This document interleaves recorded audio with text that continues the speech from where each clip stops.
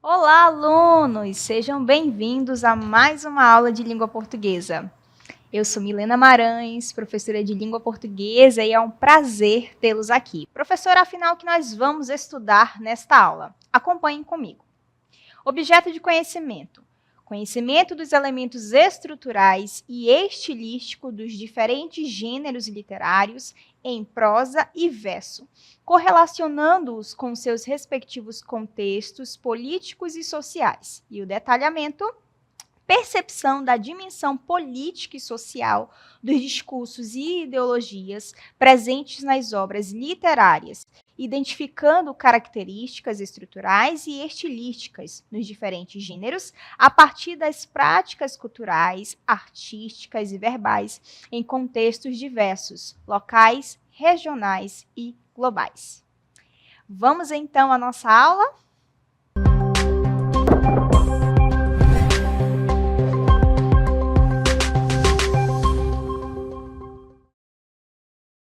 Então, gente, nesta aula vamos falar de gêneros literários, de texto literário, de texto não literário, e vocês vão acompanhar um poema comigo agora, enquanto o vídeo aí aparece também. Vocês vão perceber que o vídeo é um processo da infância até a vida adulta, especificamente a velhice. E aí, dentro deste vídeo, a gente vai ter agora um poema que vai acompanhar esse processo. Eu quero que vocês leiam junto comigo. Vamos então à nossa primeira parte do poema, que diz: traça a reta e a curva, a quebrada e a sinuosa. Tudo é preciso, de tudo viverás. Continuando.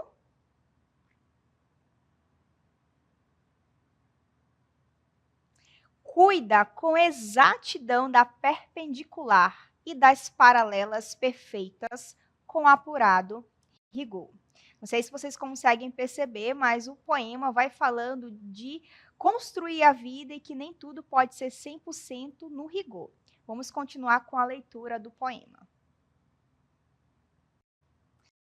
Sem esquadro, sem nível, sem fio de prumo.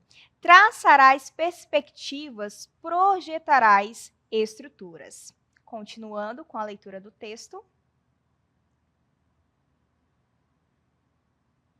Número, ritmo, distância, dimensão.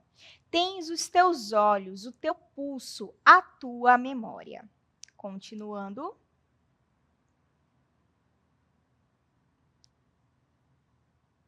Construirás os labirintos impermanentes que sucessivamente habitarás. Parece um pouco complexo o poema, mas você vai já entender. Continuando. Todos os dias estás refazendo o teu desenho. Não te fatigues logo.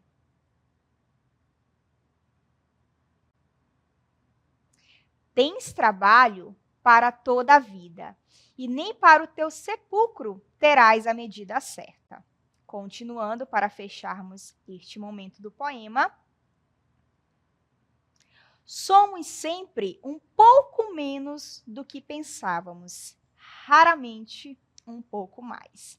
O título do poema é Desenho, da autora Cecília Meirelles. Então, para nós compreendermos, perceba que a autora traz palavras que não estão no sentido real para descrever, para falar da vida como um todo, que a gente pensa que vai construir a vida de uma forma, só que nem sempre sai da forma como nós pensávamos. Por exemplo, eu, Milena, quando eu ficar com 18 anos, eu vou fazer isso, eu vou fazer aquilo, eu vou fazer tal coisa. E nem sempre tudo que eu quis aconteceu da maneira que eu quis. E às vezes a gente fica muito cansado porque a gente quer que as coisas aconteçam do nosso jeito, mas nem sempre vão acontecer. É por esse motivo que o título se chama Desenho, porque a construção da nossa vida é como se fosse um desenho, mas a gente não pode ficar tão perfeccionista, como o próprio poema fala, a ponto de nos cansarmos e nem vivermos as outras coisas da vida. Eu falo por mim mesma que às vezes eu quero que as situações aconteçam da forma que eu quero e a gente não percebe que existem detalhes da nossa vida que devem ser aproveitados, conquistas que devem ser aproveitadas. Basicamente, é essa a ideia que Cecília Meirelles traz e eu trago também como reflexão para você, para mim, para todos nós, de que a vida nem sempre vai ser da forma que gostaríamos, tá bom? Então, vocês viram aí um texto literário, porque as palavras não estão no sentido real, eu tenho uma projeção sobre esse texto, eu quero que o texto tenha rima, tenha ritmo, eu vou pensando em cada detalhe, eu penso na estética do texto. O texto literário está muito preocupado com isso, né? Com tudo que eu falei, com estética, com as palavras que não estão no sentido real e outras situações das quais eu falarei quando eu tratar das características do texto literário, ok? Agora, saindo do texto literário, nós vamos ver outro texto e eu quero que vocês acompanhem comigo. Vejam aí. São Paulo tem quase 200 mil moradias em área de risco de deslizamento de terra. É o título do texto. Levantamento mostra que maior parte está na periferia. Moradores voltam para regiões de risco por falta de recursos. Há um ano, uma família com 5 crianças deixou às pressas a casa onde vivia, na comunidade da Capadócia, no Parque Brasilândia, zona norte de São Paulo. Durante as chuvas de verão de janeiro de 2023, a terra encharcada fez com que a parede abrisse uma rachadura. Continuando, segundo o levantamento feito pela agência pública, o município de São Paulo tem quase 200 mil moradias, em áreas de risco ou com risco de deslizamento de terra ou solapamentos.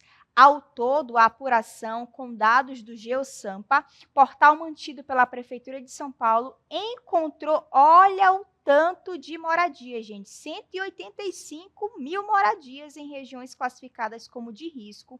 Os dados são referentes a visitas da Defesa Civil feitas até dezembro de 2023. Vamos entender um pouquinho o funcionamento do texto aí de que falei. O texto já apresenta uma linguagem mais denotativa, ou seja, as palavras estão no sentido real, o texto é mais articulado para não ser cheio de estética. Eu quero falar de fato do assunto, eu não quero trabalhar com figuras de linguagem, eu não quero trabalhar com um sentido não real, eu quero passar a informação, e quando eu passo a informação, ela precisa ser a mais precisa possível. Não pode haver, digamos, ambiguidade, não pode haver duplo sentido. Aquilo que eu estou falando precisa ser dito. E vocês perceberam aí que o texto traz informações sobre algumas áreas de risco em São Paulo e vai descrevendo e narrando como algumas famílias viveram esse momento. E aí depois traz dados, o texto vai argumentando também para mostrar que, de fato, as cidades ali com áreas de risco, né, são um grande número. Ok? Não sei se vocês conseguiram perceber a diferença do primeiro texto para o segundo texto. No primeiro texto, estou mais preocupada com a estética, com o sentido não real, etc. Eu quero encantar você com o meu modo de escrever, digamos assim. Já no segundo texto, eu não tenho essa preocupação. Eu quero passar logo a informação sem muitos rodeios. Eu quero trabalhar aquilo, aquele tema e ponto final. Ok? Agora a gente vai entender as diferenças a partir das características de um texto literário e de um texto não literário. Acompanhem comigo. Texto literário. A linguagem é conotativa, vou já explicar o que é isso, é subjetiva e repleta de significados, usa figuras de linguagem e emprega rimas no caso de poemas. Voltando para a primeira característica, nós temos aí a linguagem conotativa. O que isso quer dizer? As palavras não estão no sentido real, ok? Elas estão no sentido não real, no sentido figurado. Se eu tiver uma linguagem real, aí nós vamos falar da linguagem denotativa que está ali do outro lado, que é o texto não literário. Vou já falar dele. Eu vou ter uma linguagem subjetiva, ou seja, eu vou colocar as minhas impressões nesse texto, o que eu quero que seja aprazível para você. Por esse motivo, eu tenho uma situação, na verdade, um texto repleto de significados. Meu Deus, mas o que a autora quis dizer? Será que é isso? Será que é aquilo? O que essa palavra deseja aí passar para a gente? Basicamente, é isso que acontece no texto literário. Nós vamos ter no texto literário o uso de figuras de linguagem, como metáfora, metonímia e uma série de outras figuras de linguagem, que são recursos que a gente usa para dizer assim, olha, esse texto realmente não está no sentido real, está no sentido conotativo. E, no caso dos poemas, a gente vai ter a preocupação com rimas, com ritmo, para que haja aquela sonoridade na hora que eu estou colocando o poema ali para ser falado ou declamado. De outro lado, nós temos as características do texto não literário. A linguagem vai ser denotativa, ou seja, real, significa aquilo mesmo, não há ambiguidade, não há duplo sentido. Os fatos fazem parte da realidade e são apresentados de forma objetiva. Ó, gente, caiu um barranco aqui. É isso mesmo que quer dizer, o barranco caiu. Não há outra informação, é aquilo de fato que está sendo ali falado. Não há uso de figuras de linguagem, ou seja, eu não quero trabalhar com duplo sentido, com ambiguidade, uma série de outras situações, e não há empregos de rimas, ok? Eu não estou preocupada com sonoridade, com ritmo e entre outras situações, ok? Já que vocês entenderam as características aí do texto não literário e do texto literário, agora eu quero que vocês acompanhem comigo alguns conceitos. E o primeiro deles é prosa. O texto, quando ele vai se parecer como texto, digamos assim, quando ele vai ganhar forma, ele pode vir em forma de prosa e depois pode vir em forma de verso. Eu vou já falar a respeito do verso, ok? Então, basicamente, quando vocês olham para mim, vocês veem esta característica aqui.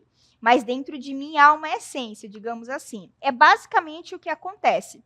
Se eu quero colocar um texto que começa lá no início e vai até o fim, eu vou ter o texto em prosa. Tanto que vocês aprenderam, com certeza, quando eram crianças, a professora falando assim na alfabetização, olha, coloca 2 dedos de margem, começa com letra maiúscula, olha, vai até o fim da linha. Se a palavra não couber, você passa um traço e continua na próxima linha e vai até o fim, até a última linha da folha. Com certeza vocês aprenderam isso. Esse texto aí é o que nós chamamos de texto em prosa, ok? Começa lá na parte esquerda, com 2 dedos de margem, vai até o final da linha e vai fazendo esse andar, digamos que é um zigue-zague, até o final da folha, ok? De acordo com o dicionário Michaelis, prosa é a forma de falar ou de escrever sem que se leve em conta a métrica, rima ou ritmo. Tudo o que se diz ou escreve que não é em verso, ok? Então, já expliquei basicamente o que seria o texto em prosa.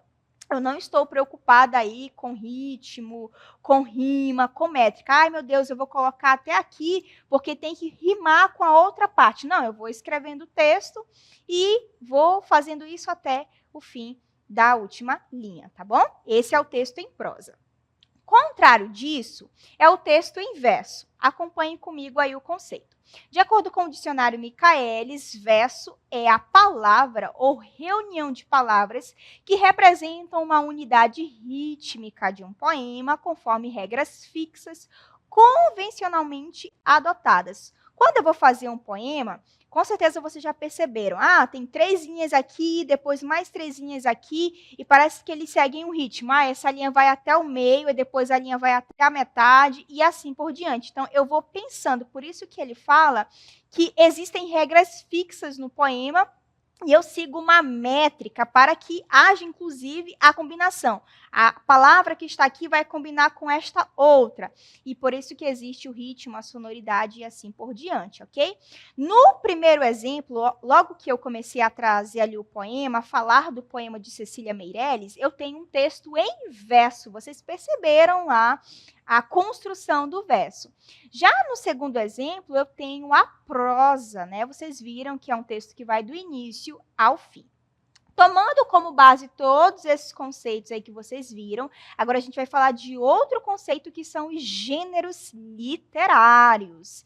Gêneros literários, como diz a professora Daniela Diana, eles são classificados para dizer a que tipo de conteúdo pertencem os textos literários. Professora, não compreendi nada. Lembra que eu falei a respeito do texto literário? Quais são as características do texto literário? Pois bem, esse formato vai ter um conteúdo dentro dele. O verso lá, vocês viram o verso, a moldura. Esse verso vai ter um conteúdo dentro dele. E a depender do conteúdo que tiver dentro dele, do texto literário, eu vou classificar como gênero tal, como gênero tal e como gênero tal. A gente vai ver quais são os gêneros agora. Acompanhe aí comigo. O primeiro é o épico. Épico fala de quê? Vocês vão acompanhar o conceito comigo agora. Conforme o Instituto Federal Catarinense, o gênero épico conta a história grandiosa de algum indivíduo. Então, quando eu quero, olha só o conteúdo que está sendo apresentado aí. Quando eu quero contar uma história grandiosa dos heróis, eu vou ter o gênero épico. E aí, o gênero épico geralmente aparece em prosa, mas também ele pode aparecer em verso. Professora, calma que agora tudo ficou confuso. Então, quando a gente está falando de texto literário, vamos voltar às informações, eu vou ter o quê? O primeiro gênero, que é o épico. Se eu estou falando de texto literário, ele pode ser em prosa ou ele pode ser em verso. No caso do épico, quando eu quero contar uma história grandiosa, eu posso usar tanto o verso quanto a prosa, ok? Então, o primeiro gênero dentro da literatura é o épico. Quero falar de história grandiosa, de heróis. Épico. Nunca se esqueça disso. Eu acho que, inclusive, vocês já ouviram a frase, meu Deus, que história épica. Não sei se vocês já ouviram essa frase, eu já ouvi várias vezes. É justamente para dizer assim, nossa, que coisa grandiosa. Pega aí a informação, tá bom? Vamos ver agora o exemplo de gênero épico. Acompanhem comigo. A Esparta quero enviá-lo e a Pilos arenosa, para que sobre o regresso do pai amado se informe. Uma nobre glória deste modo obterá entre os homens. Tendo assim falado, em seus pés as belas sandálias calçou, douradas, imortais, que com as rajadas do vento a levam sobre o mar e a terra ilimitada. Continuando. E pegou numa forte lança de bronze, ponta pesada, imponente, enorme, com ela fileiras de heróis. É um trecho da obra Odisseia de Homero. Gente, o texto aí fala de uma situação que é a de um guerreiro, se vocês procurarem depois a obra, que foi enviado a essas duas grandes cidades da Grécia e ele conseguiu vencer todos, mas todos mesmo, inimigos. E aí, o que acontece? Na hora que acontece esse envio, o cara que está enviando aí diz assim, olha, eu vou te calçar com as sandálias maravilhosas, com um requinte maravilhoso, vou fazer que você seja de fato um herói. Perceba que o conteúdo de fato é sobre a beleza, sobre a grandiosidade, sobre o herói. E aí, quando eu trato desse conteúdo, eu estou falando do gênero épico, beleza? Nunca se esqueçam disso. Só é lembrar também a respeito de alguns filmes de época, e aí vocês vão perceber que existem filmes de guerra e falam de heróis. Só é lembrar, por exemplo, a respeito do cavalo de Troia, não é? Que fala, a história fala de guerreiros ali que lutaram entre si, e um deles venceu e depois teve uma festa e coisa do tipo. Então, quando eu estou falando deste conteúdo de heróis, enfim, eu estou falando do gênero épico. Isso precisa ficar muito fixado aqui na mente, tá bom? Vamos falar do próximo, que é o gênero dramático. Olha o que diz aí. Conforme o Instituto Federal Catarinense, o gênero dramático apresenta uma história, porém, por meio de diálogo sendo mostrado em palco. Possivelmente você já ouviu falar a respeito de teatro, não é? O teatro é o gênero dramático. Eu vou contando a história aí, só que a história acontece por meio de um diálogo. Então, vamos supor que eu estivesse aqui e outra pessoa estivesse aqui. E eu quisesse contar uma história dramática mesmo, porque dentro do gênero dramático eu tenho a tragédia e a comédia. A tragédia, como o próprio nome já diz, é para falar de situações horríveis, enquanto a comédia é para fazer você rir mesmo a respeito da história, tá bom? E aí o que acontece? Dentro do gênero dramático, eu vou fazer um diálogo enquanto a história vai sendo contada. Ai, meu Deus, eu senti dores. Ó Deus, ó céus. Aí a outra personagem entra. Ó vida, ó céus, essa vida realmente está complicada. Então, os diálogos vão acontecendo e a história vai sendo contada. Quando eu trato do conteúdo de uma tragédia ou de uma comédia, e isso vai acontecendo por meio do diálogo, eu tenho o gênero dramático, ok?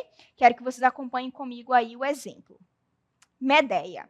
Ó grande Temis, Ártemis venerável, vedes o que sofro, eu prendi a mim com grandes juras, o esposo maldito. Continuando, a ama responde. Vejam aí a próxima parte do texto. Ouves como fala e grita por Temis, patrona dos votos, e por Zeus, que vale como guardião das juras para os mortais. Não é com pouco que minha senhora acalmará a ira. É o trecho de Medeias, do autor Eurípides, né?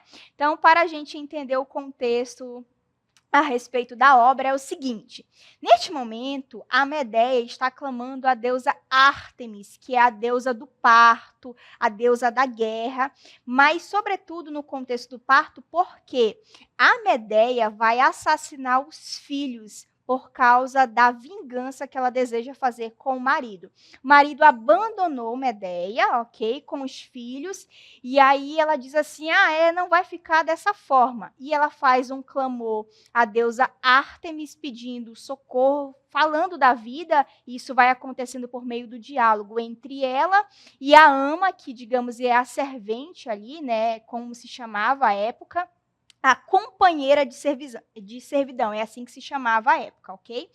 E aí esse diálogo vai acontecendo e ela vai pedindo socorro a Deus, aí a ama concorda com ela, ok?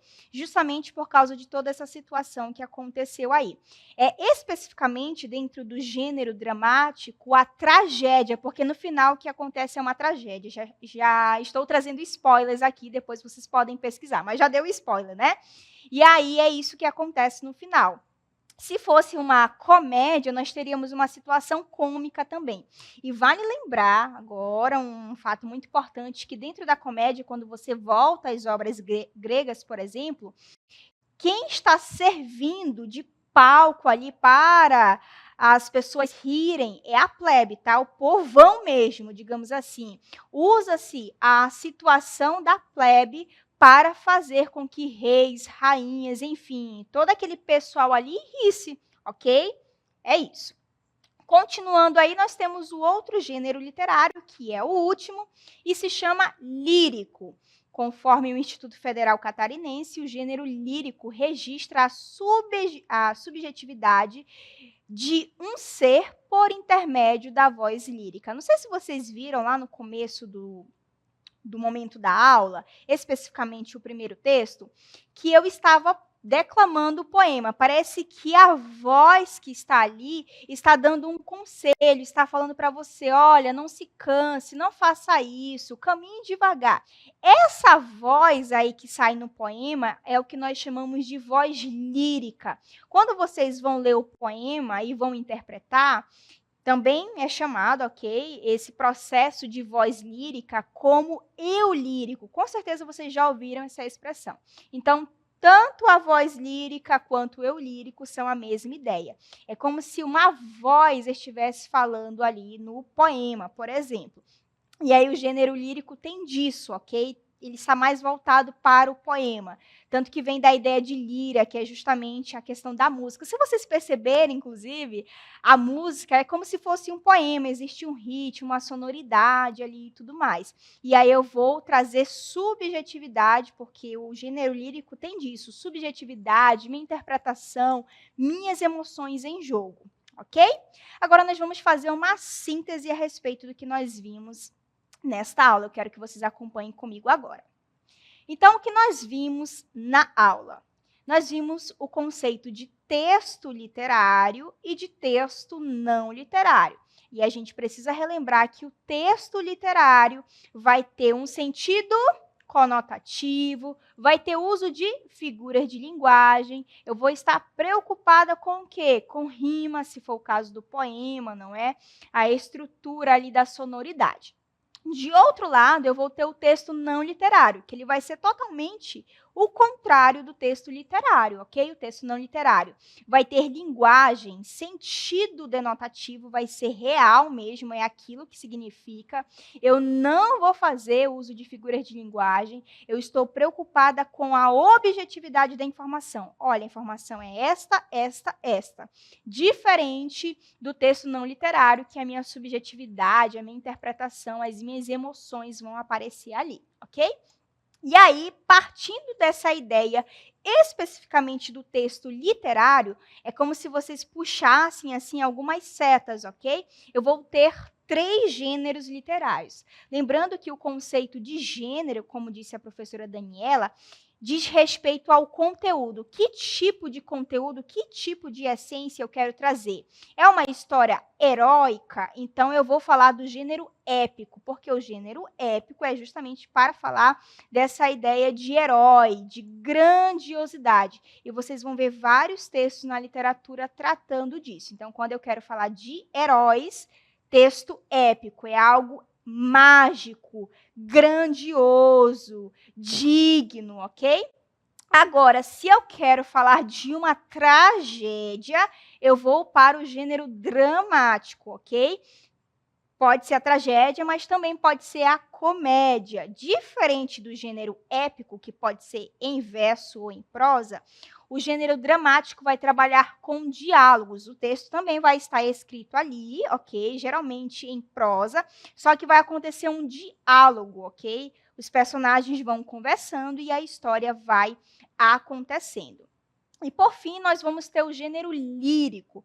Do que trata o gênero lírico? Eu vou estar preocupada aí com a subjetividade, com as minhas emoções. E aí, geralmente, o gênero lírico aparece no poema, porque é lá no poema que eu vou trabalhar a respeito dessa questão da subjetividade das emoções. Lembrando, outro conceito de que falei é que dentro do poema eu vou ter a voz lírica, aquela voz que sai no poema. Quando vocês perceberem essa voz saindo no poema, é a voz lírica, também chamada de eu lírico. Aí você pode me perguntar, mas professora, e no gênero lá épico, quem fala é quem? É o narrador. E aí a gente precisa lembrar que existem 3 tipos de narrador. Nós temos o narrador aquele que participa, o narrador personagem, ele conta a história e participa.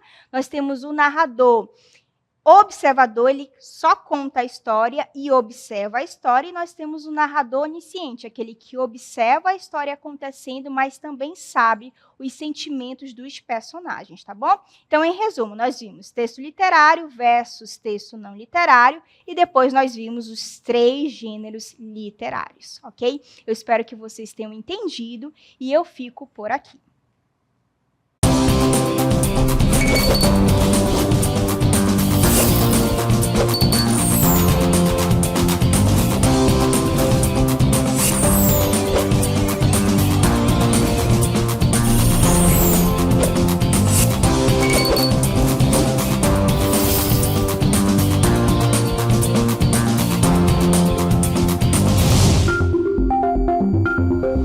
Thank you.